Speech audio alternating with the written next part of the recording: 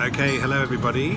This week I'm here in Singapore with Charles Spencer, who I've known for several years. Charles was an analyst at Morgan Stanley for over 20 years. Yeah. And he covered palm oil, became very well known in the palm oil space. And he's now doing his own independent research focusing on commodities.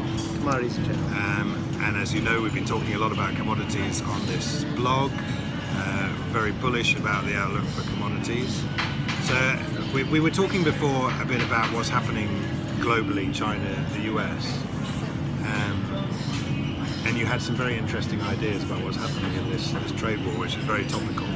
What can you just say quickly, how you think this is going to play out for commodities? What kind of things are going to impact commodities?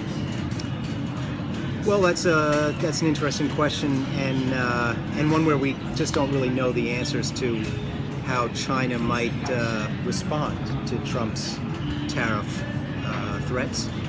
Although in today's paper he seems to be softening his tone already, saying that it's somewhat linked to NAFTA trade renegotiations. But we'll see. I think earlier in January it was rumored that China might respond to tariffs on solar panels by implementing a response to soybean imports, and we put a note out today just highlighting how that would be very difficult for Chinese farmers and the consumer who are highly dependent upon soybean imports. So I think that China's actually just going to need to adjust a little bit and try and have more reciprocal trade is the way I see it.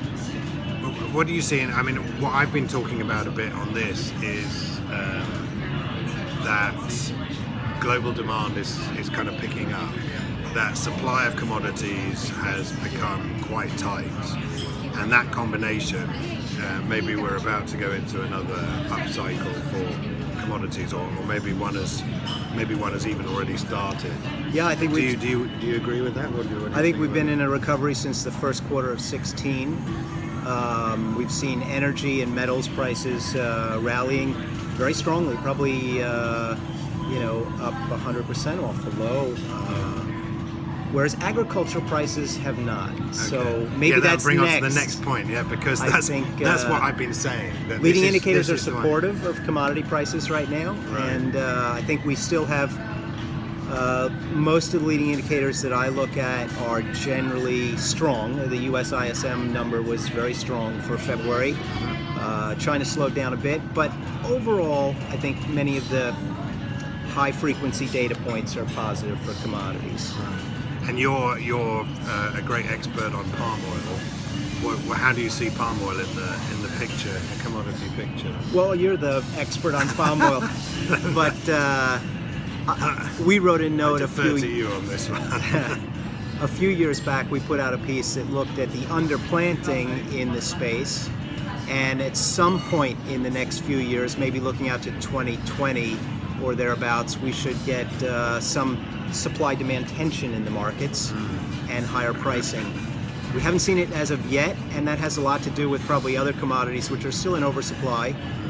I was very intrigued by Glencore's comments recently that there needs to be consolidation in the agriculture space. Right. And if we see maybe Bunge getting combined with some other companies, we could see some consolidation which could help pricing as well, I think. But it's certainly the ag space is the one that's lagging, yeah. So that could be quite interesting to look at.